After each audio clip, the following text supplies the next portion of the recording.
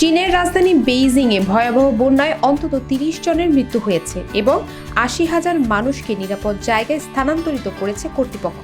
দেশটির উত্তরাঞ্চলে কয়েকদিন ধরেই একনাগাড়ে ভারী বৃষ্টিপাত এবং বন্যা পরিস্থিতি চলছে।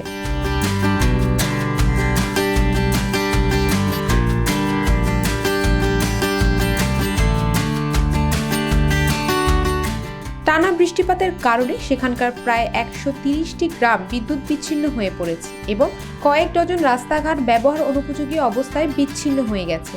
উদ্ধারকারী দল হেলিকপ্টার ব্যবহার করে লোকজনকে বের করে আনছে। আবহাওয়ার প্রতিবেদন অনুযায়ী আজ বৃষ্টি কমতে পারে, তবে সামনে বেইজিং সহ চীনের অন্যান্য অংশে আবারও বৃষ্টিপাতের পূর্বাভাস দেওয়া হয়েছে।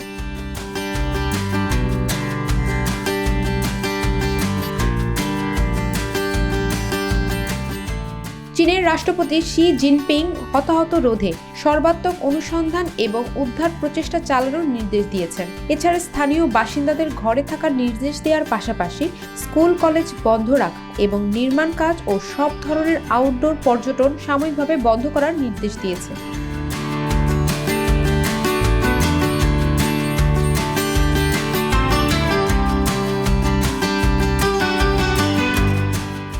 উল্লেখ্য, এর আগে ২০১২ সালের জুলাই মাসে বন্যায় প্রায় ৭৯ জনের মৃত্যু হয়েছিল, যা ছিল এখন পর্যন্ত সর্বোচ্চ ভয়াবহ বন্যা।